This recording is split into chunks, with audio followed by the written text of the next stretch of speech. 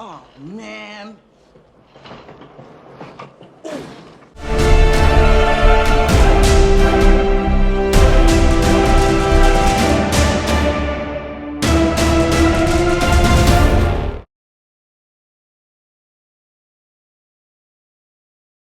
Welcome back to another movie review. Today I am reviewing the movie Sister Act 2 out of the double features because I did the first one.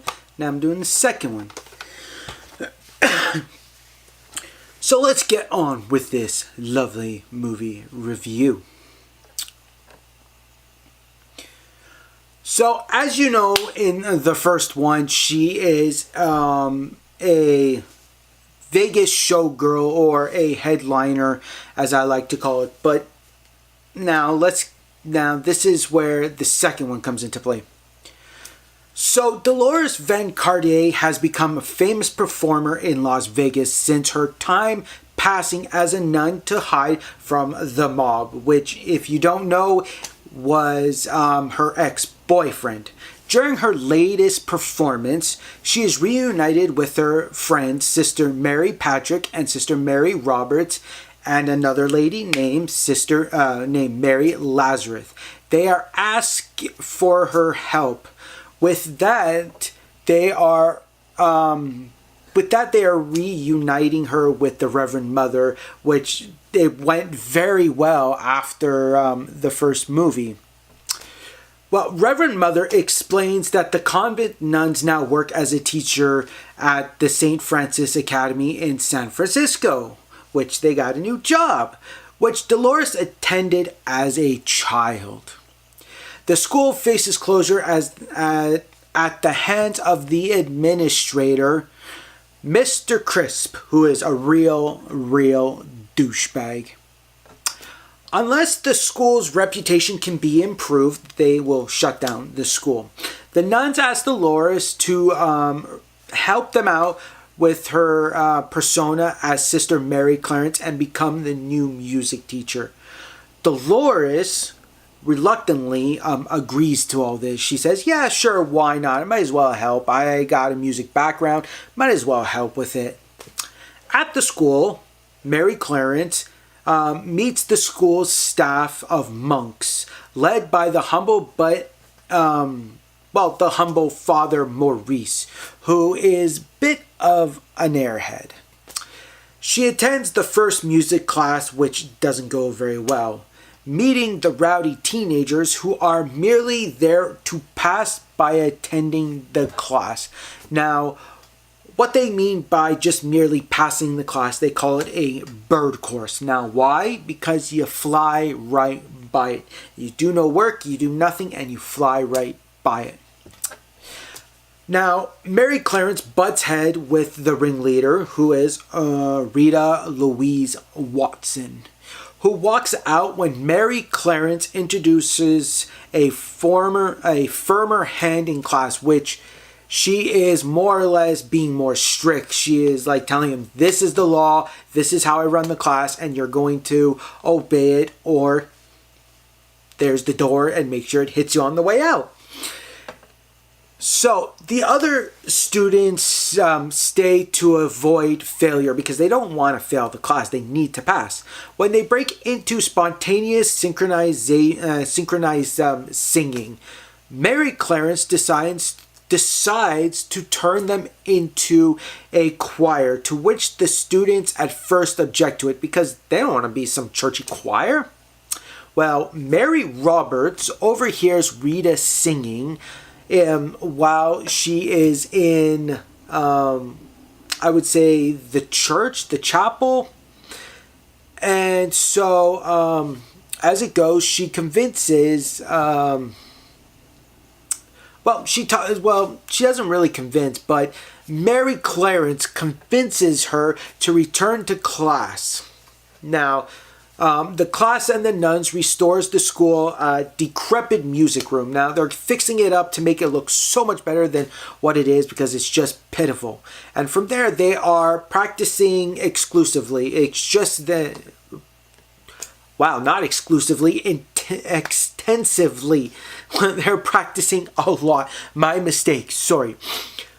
Later, they start performing the song "Oh Happy Day" before the whole school, so that they can hear how they've practiced so much. Led by the preachy but talented vocals Amal. Now, he is the sort of type quiet guy who doesn't really say much unless he really has to, where he doesn't like to use his real name, but he likes to call himself Amal.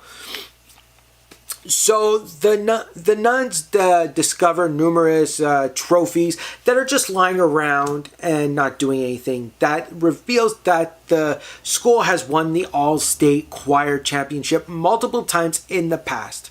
Now they decide to enter the choir once again. Why? So that they can make the school look a whole lot better than what it really is. Well, Father Maurice doesn't give his blessing in the very beginning. He's like, no. But he gives it at the end for them to be able to take this field trip and be able to do it as long as they raise the money themselves. And each student obtains parental consent to attend this all-state choir championship.